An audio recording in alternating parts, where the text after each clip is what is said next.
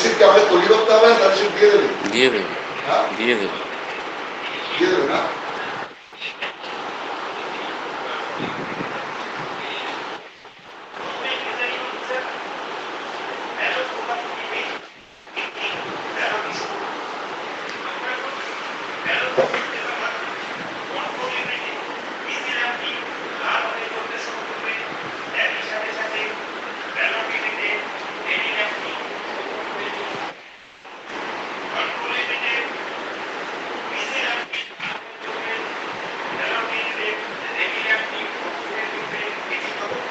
Good morning, sir. Good morning.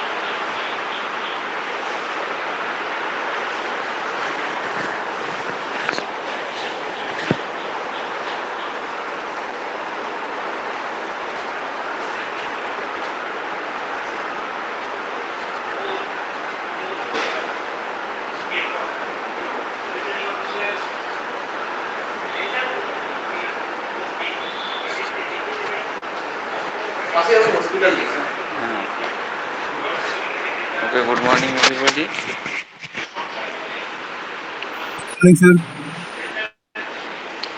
तो हम लोग Good आज morning, sir. बाकी, हाँ गुड मॉर्निंग। हम लोग आज बाकी रिमेनिंग पार्ट डिस्कस करेंगे। जैसे पिछले दिन का एक बार रिकैप कर लेते हैं। तो पिछले दिन हम लोग क्या किया था, पिछले दिन वर्क मेजरमेंट का काफ़ी सारे स्टेप्स हम लोग डिस्कस कर रहे थे। और वर्क मेजरमेंट का बहुत सारे स्टेप्स हो सकता है, लेकिन सबसे प्राइमरी जो है उसका नाम है टाइम स्टडी। तो टाइम स्टडी हम लोग देखिए, टाइम स्टडी का दो मेथड होता है। टाइम स्टडी मतलब just recording of time, actual time taken bye a certain process और सर्टेन प्रोग्राम। ठीक है, तो उसके लिए हमको क्या क्या करना पड़ता है, उसके लिए हमको टाइम रिकॉर्डिंग करना पड़ता है प्रोसेस वाइज, डिफरेंट सब प्रोग्राम और सब प्रोग्राम वाइज टोटल हम लोगों का टाइम टेकिंग करना पड़ता है। और उसके लिए क्या करना है, उसके लिए जब प्रोसेस को शुरुआत होता है उस टाइम में हमको स्टॉप वॉच ऑन करना है, और प्रोसेस ख़त्म होने का साथ साथ स्टॉप वॉच को बंद करना है। तो इसका दो मेथड हम लोग बताए थे। दो मेथड में क्या क्या है, एक हो गया कॉन्टीन्यूअस मेथड, जिसमें इंडिकेटर का जिसमें उसका indicator, that means stop watch का इंडिकेटर को इनिशियलाइज करने का ज़रूरत नहीं होता है। कॉन्टीन्यूअस तरीके से रीडिंग लिया जाता है, और final and minus initial time ये सब टच करके हमको क्या करना है, हमको उसका टाइम रिकॉर्डिंग कितना टाइम लगा है वो निकालते हैं। इसको बोला जाता है कॉन्टीन्यूअस मेथड। और एक तो है fly back method. Fly back method में क्या है, हर एक प्रोसेस शुरू होने का साथ साथ जो रीडिंग हमको पिछले केस में मिला था उसको इनिशियलाइज करके जीरो करवाने की ज़रूरत होता है। तो जीरो कर लेंगे पूरा इंडिकेटर, और उसके बाद डायरेक्ट जब एक प्रोग्राम ख़त्म हो जाएगा तो उस केस में हम लोग उसका रीडिंग ले लेंगे और हो जाएगा टाइम डायरेक्टली ये कितना टाइम लिया है जॉब के लिए वो दे देगा। तो इसका मतलब क्या है, फ्लाईबैक मेथड में हमको डायरेक्टली रीडिंग मिल जाता है। इंडिकेटर का जो रीडिंग दिखाता है वही प्रोसेस के लिए रीडिंग होता है, लेकिन कॉन्टीन्यूअस मेथड के लिए हमारा दो रीडिंग लेने का ज़रूरत, दो नोट डाउन करना पड़ता है। एक होता है इनिशियल टाइमिंग्स और फाइनल टाइमिंग्स, और दोनों का डिफरेंस होता है पर्टिकुलर कोई प्रोसेस के लिए टाइम टेकन। तो ये सब दोनों के बीच में हम लोग बोले थे कुछ एडवांटेजेस डिसएडवांटेज भी है।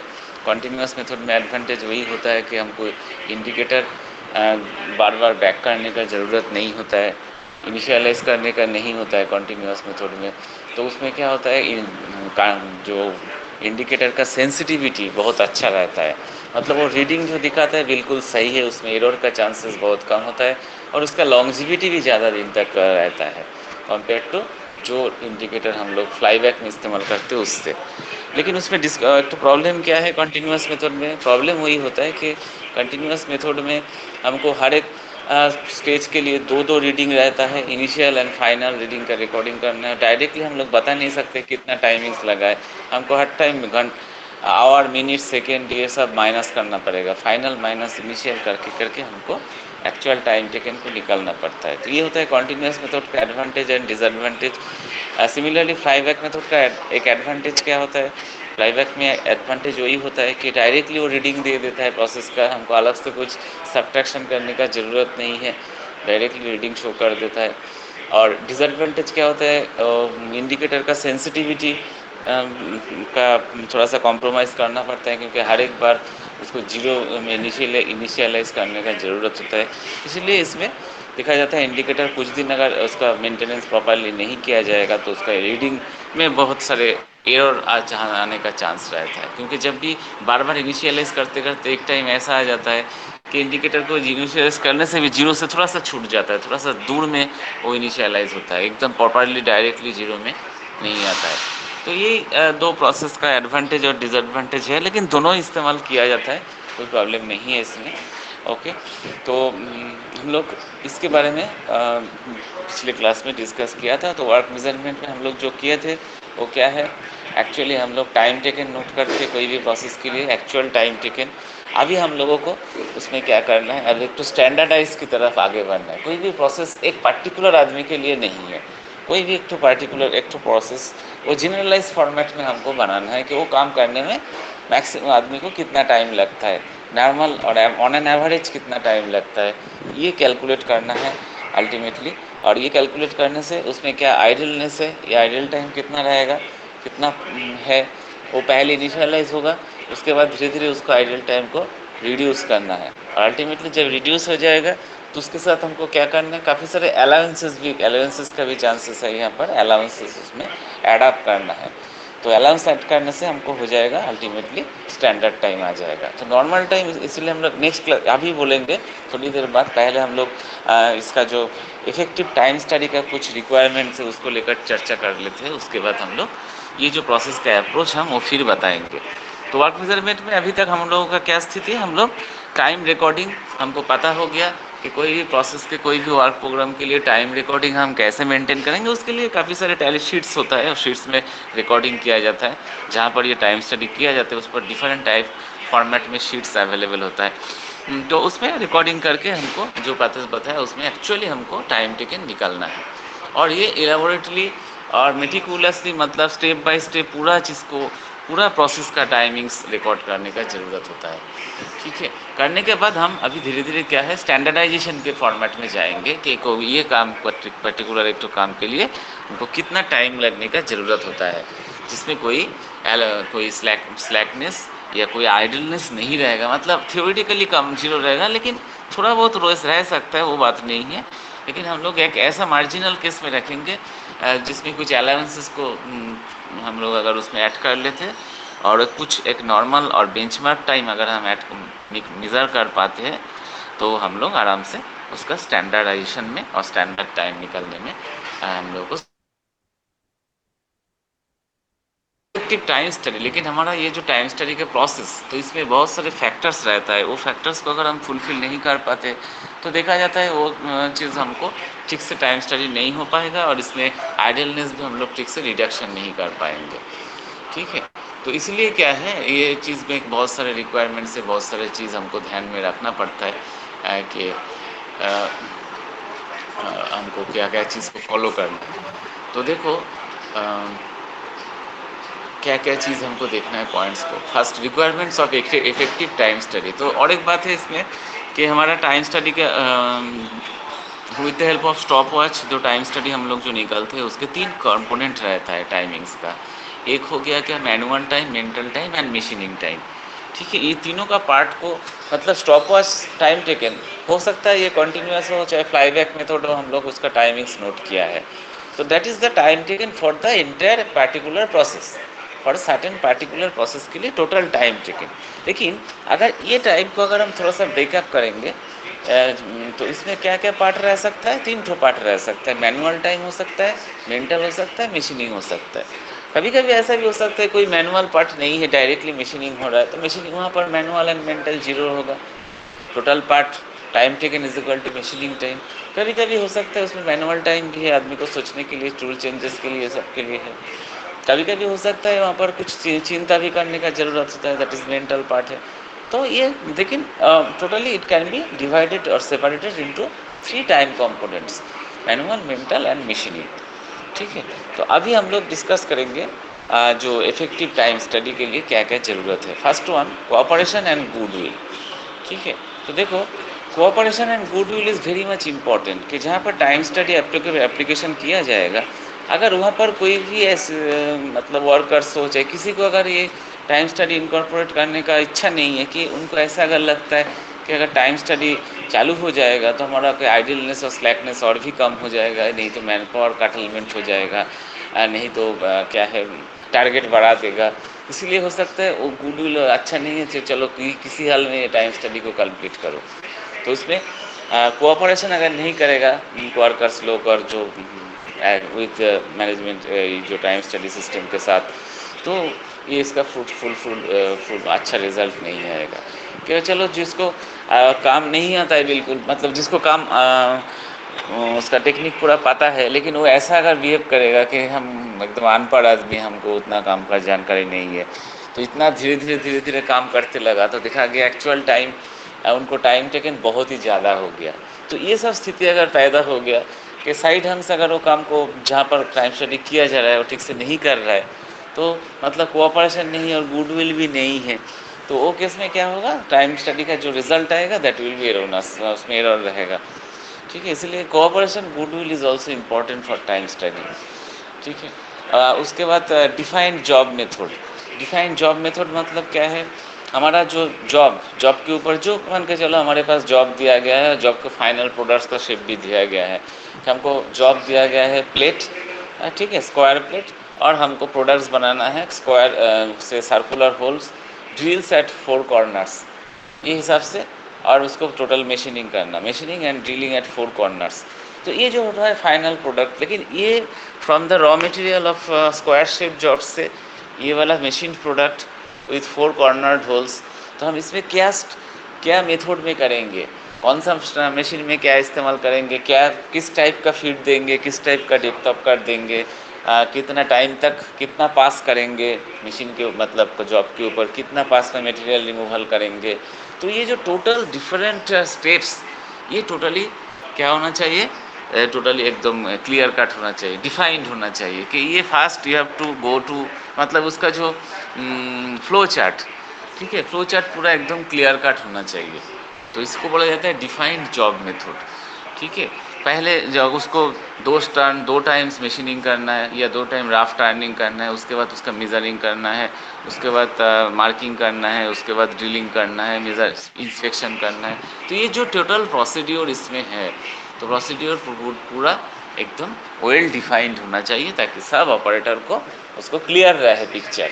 तो ऐसा नहीं है कि वो किसी ने किसी ज़्यादा फीट से काम कर रहा है, किसी कम फीट से काम कर रहा है, किसी ज़्यादा डेप्थ ऑफ कर दे रहा है, किसी नंबर ऑफ मतलब पासिंग, ठीक है, पास ज़्यादा कर रहा है, मतलब पास मतलब क्या है वो पूरा जॉब को फीड इतना हाई स्पीड में दे रहा है कि उसमें टाइम कम लग जाता है, और कोई लो फीड में कर रहा है उसमें टाइम ज़्यादा लगता है, ज़्यादा टाइम्स करने का ज़रूरत पड़ता है। तो ये सब अगर डिफरेंट रहेगा, नॉन यूनिफॉर्म रहेगा, तो इसमें टाइम स्टडी ठीक ठाक नहीं होगा। इसलिए defined job method is also an important factor. कैसे हम लोग जॉब रॉ मटेरियल हमको दिया गया है, रॉ मटेरियल से फाइनल प्रोडक्ट तक हम उसको क्या तरीके से, क्या वे में, क्या डिफिनीशन वाइज हम लोग करेंगे। ठीक है। Next one is quality standard and checks. तो क्वालिटी भी, इसमें क्वालिटी स्टैंडर्ड भी इसको क्लियर कट रहना चाहिए कि what will be the quality standard, कि surface roughness will not be allowed below this say 0.03 millimeter is the surface roughness allowed. तो उससे कम उससे ज़्यादा सरफेस रफनेस अगर रहेगा तो हमारा उसका वो जॉब रिजेक्टेड हो जाएगा। तो ये इस तरीके से हम लोग एक तो क्वालिटी स्टैंडर्ड का भी बोला जाएगा कि ऐसे में आपको मेंटेन करना है। अगर क्वालिटी स्टैंडर्ड क्या है ये किसी को पता नहीं है तो ऑपरेटर लोग ठीक से काम नहीं कर पाएगा, कोई भी तरीके से वो कर देगा। तो डेफिनेटली और बीच बीच में क्या है, ये चेक होने का भी ज़रूरत है, क्वालिटी स्टैंडर्ड एंड चेक। ये टाइम स्टडी के अंदर में ही बीच बीच में क्वालिटी स्टैंडर्ड या क्वालिटी चेकिंग्स भी इम्पॉर्टेंट है। अगर क्वालिटी चेकिंग्स नहीं किया गया तो तो लास्ट में क्या होगा, लास्ट में हमारा फाइनल प्रोडक्ट जो आएगा उसका फिनिशिंग अच्छा नहीं रहेगा और हो सकता है वो रिजेक्टेड हो गया। तो ये होता है quality standard and checks. Next होता है एक्सपीरियंस्ड क्वालिफाइड मोटिवेटेड वर्कर।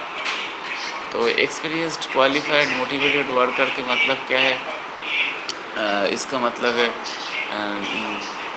जो वर्कर रहेगा उसको नॉलेज होना चाहिए, एक्सपीरियंस होना चाहिए, उसके बारे में, पार्टिकुलर टेक्निकल प्रोसेस के बारे में उनको क्वालिफाइड है, उनको जानकारी है, वो मोटिवेटेड भी है, काम करने के लिए लायक भी है, तब काम करने का इच्छा भी है, मैं साइकोलॉजिकली ऐसा स्थिति में है, ऐसा होना चाहिए वर्कर। तो जैसे पहले ही बोल रहे थे हम लोग कि वर्कर अगर वो नहीं चाहता है, धीरे धीरे काम कर रहा है ताकि ये प्रोसेस को डिले किया जाए, ताकि एक्चुअल आइडल टाइम हम लोग काफ़ी ज़्यादा करके टाइम स्टडी ऐसा टाइम स्टडी अगर कैलकुलेशन करेगा ये वाला प्रोसेस को, अगर वो ऑपरेटर मोटिवेटेड नहीं है और बहुत स्लैकनेस पे काम कर रहा है तो क्या होगा, उसका टाइम टेकन बहुत ज़्यादा लगेगा।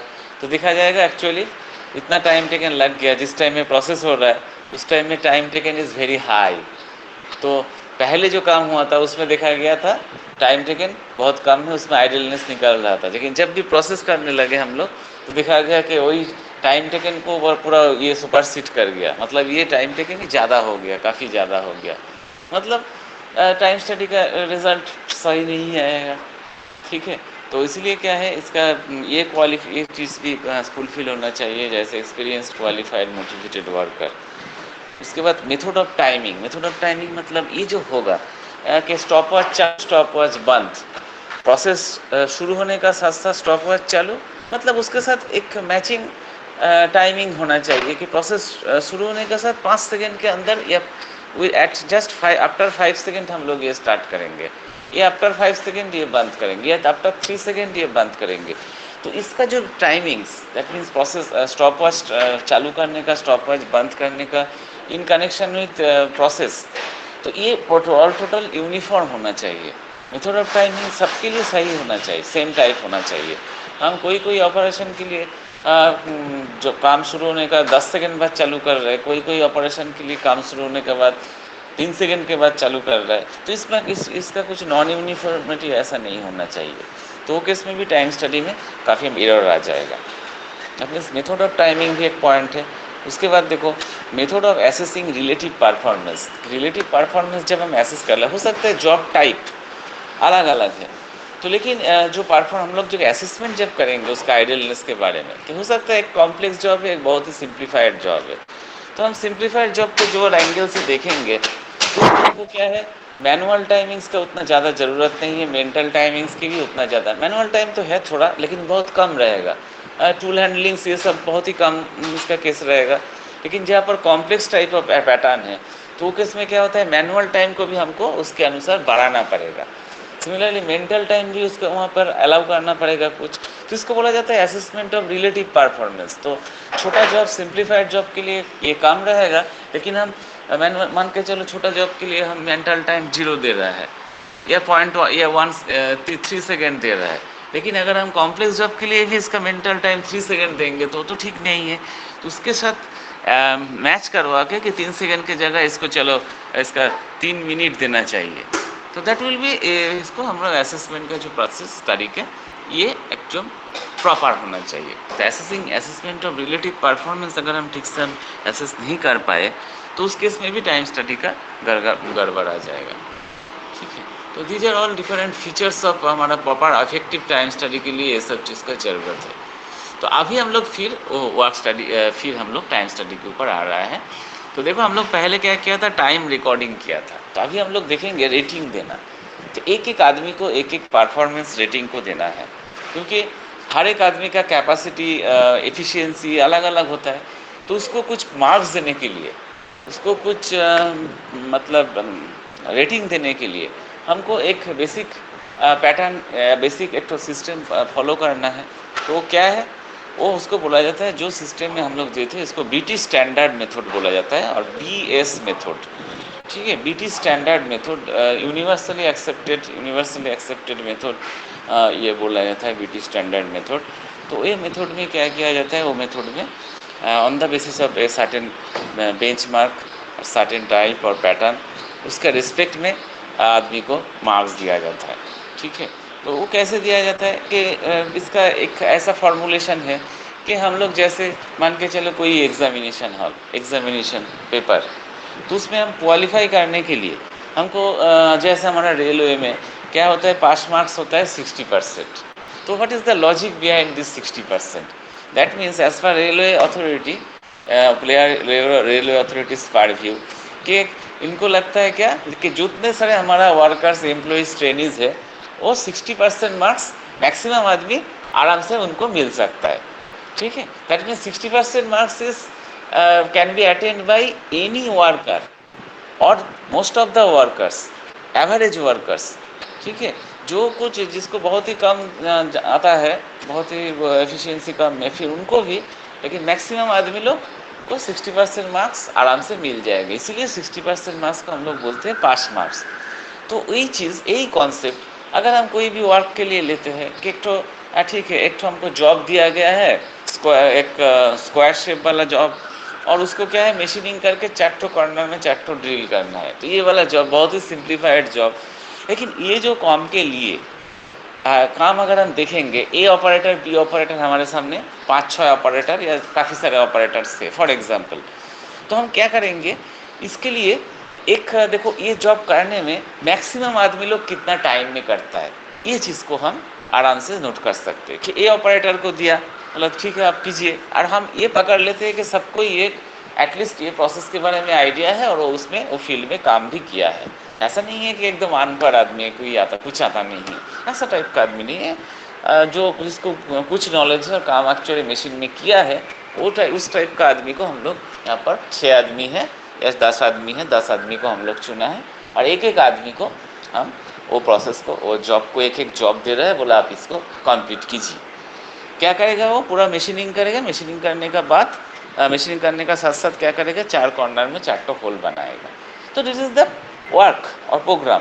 तो ये प्रोग्राम में ए ऑपरेटर आया, ए ऑपरेटर को काम करने में से it is 15 minutes. Similarly B operator को भी कुछ टाइम लगेगा। तो दिखा गया इसके आउट ऑफ दिस 10 पीपल, 10 आदमी के अंदर देखा गया कि 70% आदमी ये 15 मिनट में काम को कंप्लीट कर दिया है। ठीक है, से 14.8, 14.9 अगर बहुत प्रिसाइजली लेते हैं, लेकिन रफली इट इज़ 15 मिनट के अंदर 7 आदमी इसको कंप्लीट कर दिया है। और 2 आदमी क्या किया है, बहुत ही हाई रेट में कर दिया है, बहुत ही कम टाइम में, 10 मिनट में या 12 मिनट में, 11 मिनट में कर दिया है। और एक आदमी वो क्या किया, उसको 20 मिनट्स या 18 मिनट या 20 मिनट्स के आसपास लग गया। ठीक है, तो ये नॉर्मली क्या होता है, this is the normal pattern of any type of work programme. ठीक है, तो मैक्सिमम आदमी जो टाइम के अंदर ये काम को कंप्लीट कर देते हैं, या मान के चलो कोई 15 लिया, कोई 14 लिया, कोई 16 लिया, तो 7 आदमी इसके रेंज में, that means average, on an average 15 minute के अंदर काम को कंप्लीट कर रहा है। 2 आदमी काफ़ी कम टाइम में कंप्लीट कर रहा है, 1 आदमी ज़्यादा टाइम में कंप्लीट कर रहा है। इसका मतलब हम एक बेसिक डिसीजन यहाँ से ले सकता है कि यहाँ पर जो पास मार्क्स या बेंचमार्क टाइम, दैट मीन्स जो टाइम में मैक्सिमम आदमी काम को कंप्लीट कर देता है, दैट इज़ 15 मिनट। तो वही जो पार्टिकुलर जॉब हम लोग दिए हैं कि जॉब में क्या है, क्रॉस स्क्वायर शेप वाला एक प्लेट है, उसका 4 कॉर्नर में 4 होल बनाना है। तो ये जॉब को हमको कंप्लीट करने में ऑन एन एवरेज एवरेज लोग को 15 मिनट्स के आसपास लगा है। तो ये 15 मिनट्स को जैसे हम लोग पास एग्ज़ाम में बोलते हैं पास मार्क्स, तो यहाँ पर क्या बोलेंगे, यहाँ पर 15 minute will be the benchmark time for this particular job, और इन अदर वर्ड्स जिसको हम लोग बोलेंगे that is the normal time for a particular job. ठीक है, तो normal time is the normal time, that means time taken by average workers to complete that job, इसको बोला जाता है नॉर्मल टाइम। तो नॉर्मल टाइम हो गया, हमारा एक तो बेंचमार्क खड़ा हो गया कि ठीक है हम इसमें, इसका मतलब क्या है, अगर हम कोई वो पार्टिकुलर जॉब के लिए 15 मिनट अलाउ करें तो इसमें मैक्सिमम आदमी को उसमें हो जाना चाहिए, that is known as normal time. अभी देखो ये नॉर्मल टाइम मतलब हम एक तो बेंचमार्क या प्लेटफॉर्म खड़ा कर दिया। अभी इसका रिस्पेक्ट में, that means with respect to normal time, जैसे हम लोग रेटिंग का बात कर रहे थे, performance rating as per BS mode, BS standard, that is BT standard method. ठीक है, उसमें परसेंटेज में रेटिंग दिया जाता है, that is universally accepted method all over हमारा पूरा हमारा जितने डिफरेंट कंट्रीज़ में वो क्या होता है, ये मोड फॉलो किया जाता है कि ये जो कैसे उसको रेटिंग दिया जाएगा, तो किसी का तो एक स्कोर मिलेगा ज़रूर। जैसे एग्ज़ाम हो सकता है बेंचमार्क टाइम पास मार्क्स 60%, तो हम तो ऐसा नहीं बोल सकते कि सबका पास मार्क्स 60, किसी का 60 प्लस 10, ऐसा भी टेक्निक होता है। लेकिन और भी प्रिसाइज टेक्निक ये होगा कि उसका रिस्पेक्ट में उनको कितना टाइम लगता है। से बी ऑपरेटर को हम देखें, बी ऑपरेटर को दैट मीन्स नॉर्मल टाइम या बेंचमार्क टाइम हमको मिल गया जो मैक्सिमम आदमी को लग रहा है, दैट इज़ 15 मिनट्स। ओके, और एक आदमी देखा गया वो 12 मिनट्स के अंदर वो चीज़ को कंप्लीट कर दिया।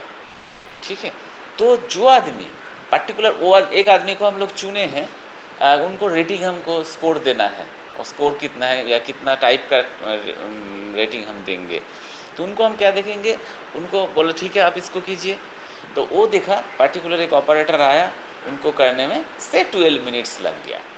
That means this 12 minutes will be treated as observe time. observed time, that means time taken by a particular operator. So observed time it will be 12 minutes. तो 12 मिनट हो गया ऑब्जर्व टाइम। तो हम लोग जो rating BS rating का देखो जो फॉर्मूलेशन आता है, that is normal time by observe time into 100%। तो बेंचमार्क टाइम हमको 15 मिनट्स है, और इसको पर्टिकुलर ऑपरेटर को ऑब्जर्व टाइम है 12 minutes, that means 15/12 into 100%। Okay, तो ये आ जाएगा 15/12, दैट मीन्स देखो तीन ऊपर में चला गया 3, सॉरी ऊपर में चला गया 15/12 इंटू 100%। ओके, तो हो गया ये लगभग ऊपर में रहेगा 5 और इधर 25, मतलब 100 से ये ज़्यादा परसेंटेज एक तो आएगा।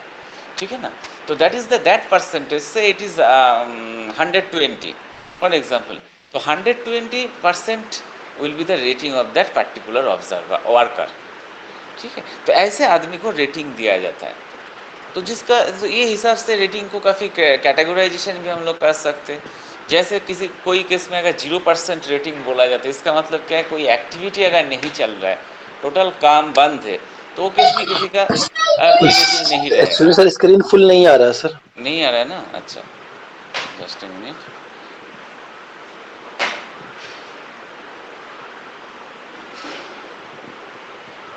अच्छा अभी देखो तो, अभी शायद आ गया, आ जाएगा। यस सर, आ गया ना। तो ये रेटिंग का कॉन्सेप्ट क्लियर हो गया, जो नॉर्मल पैटर्न के साथ मैच करवा के कैसे रेटिंग दिया जाता है BS मेथड में, BS स्टैंडर्ड में। ठीक है, एक नॉर्मल टाइम या बेंचमार्क टाइम एक तो सेट किया जाता है कि बेंचमार्क टाइम कितना है और नॉर्मल टाइम कितना है, और नॉर्मल टाइम का रिस्पेक्ट में हर एक ऑपरेटर का इंडिविजुअली उसका ऑब्जर्व टाइम और कितना टाइम वो लेता है वो भी निकला जाता है। तो लेने से कैसे हम लोग रेटिंग देंगे, that is normal time by observe time into 100%। तो मोर क्रेडिट किसको दिया जाएगा, जिसको 100 से ऊपर रेटिंग होगा, मतलब उसका एफिशिएंसी ज़्यादा है, और जिसका 100 से कम है उसको थोड़ा सा कम है। तो उसका इसे यही हिसाब से काफ़ी सारे उसका ग्रेडेशन होता है। जैसे 0% रेटिंग मतलब कोई एक्टिविटी नहीं है, 50% मतलब वेरी स्लो, ठीक है। 100 का रेस्पेक्ट में 50 आधा percentage, that is very slow. 75 होने से ठीक है, स्टेडी चलो चलेगा, ऐसा है।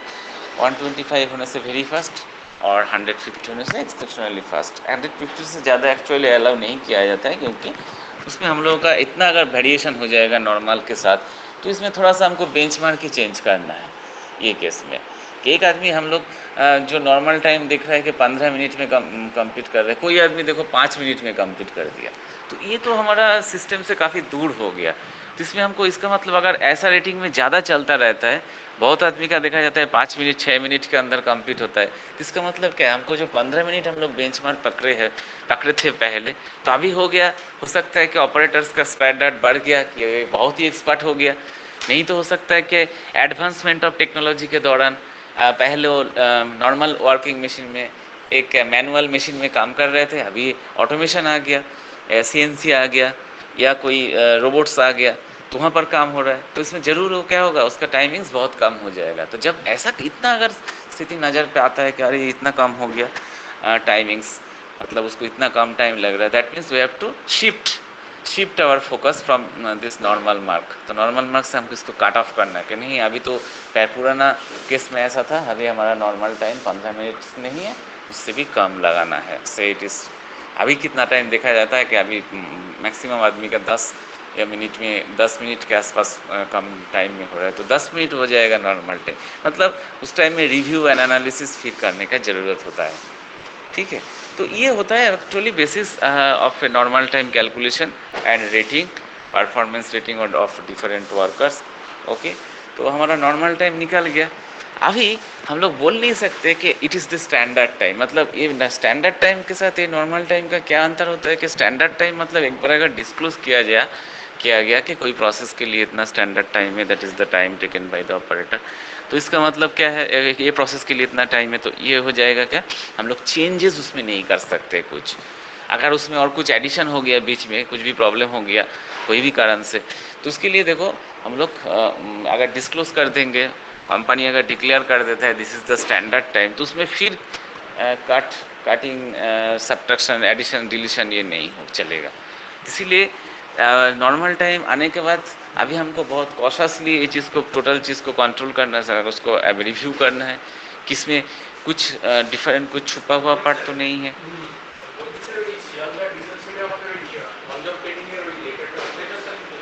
ठीक है। तो इसके लिए हमको देखो कभी कभी ऐसा भी स्थिति आता है, तो इसको इसीलिए क्या है, कुछ अलाउंसेस का भी पार्ट रहता है।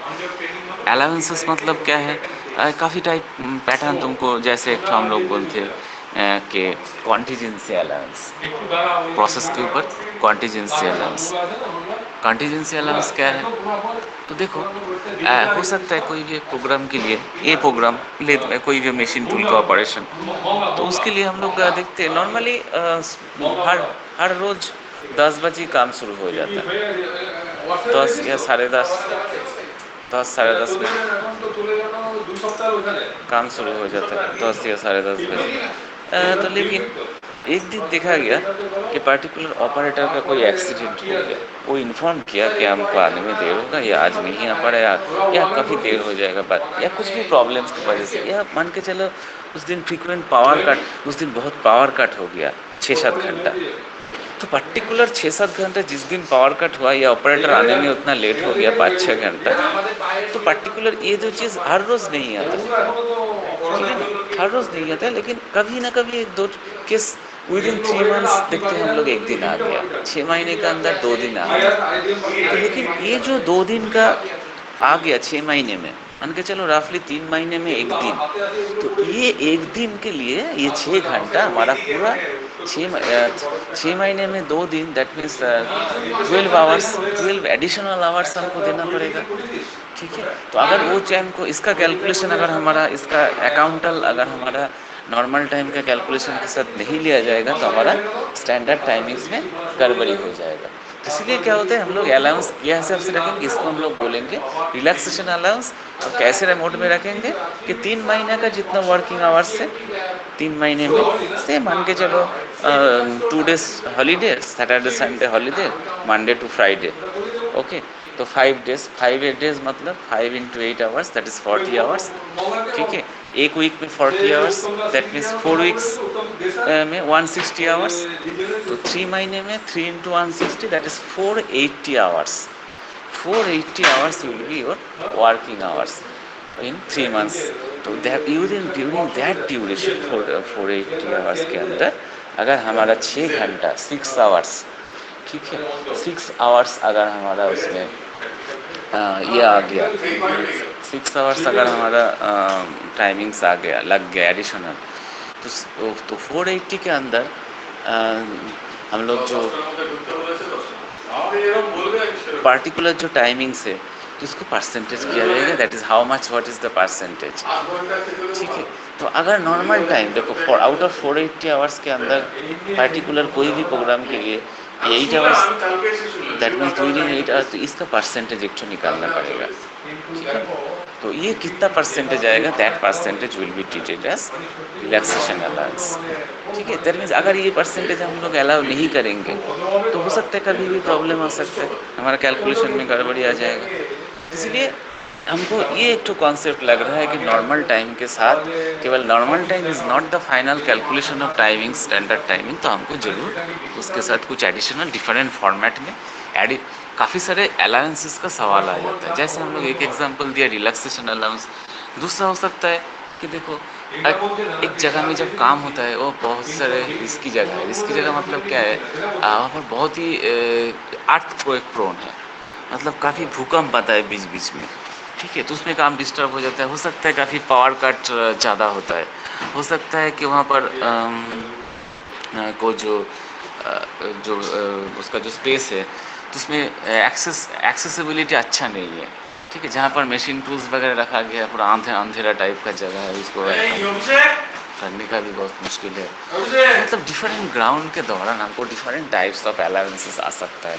तो ऑल अलाउंसेस जब भी जो आएगा तो allowances will be just calculated on the basis of percentage on normal time, ठीक है। तो ये परसेंटेज डिफरेंट फॉर्मेट में अलाउंसेस को जो आ जाएगा, तो ये अलाउंस को अगर हम एडाप्ट कर देंगे तो एडाप्ट करने से इसको बोला जाएगा blanket relaxation allowances, blanket allowances.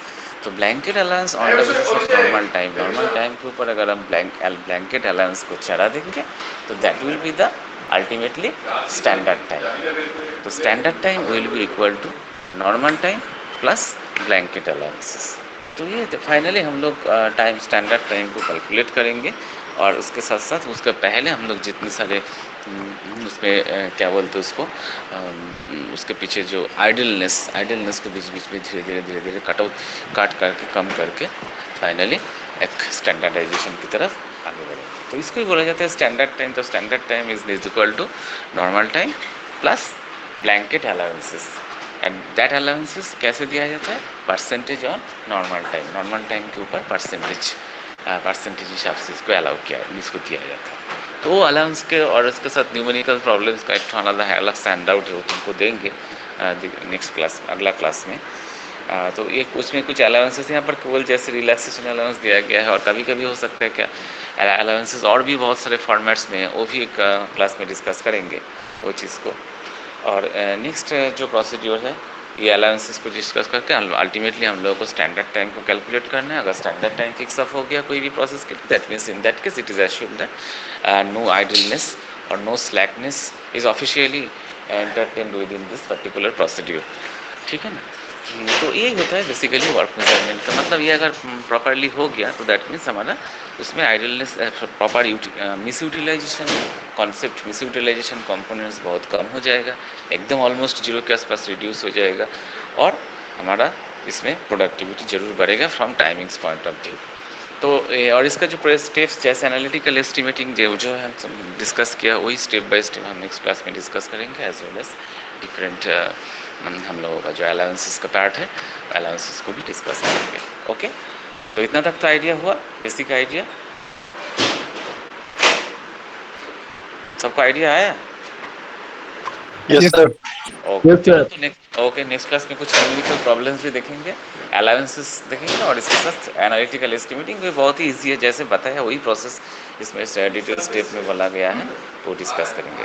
Okay, thank you. Thank you, sir. Thank you sir. Thank you thank you Thank you, thank sir. You sir. Thank you sir. Thank you. Thank you sir. Thank you sir.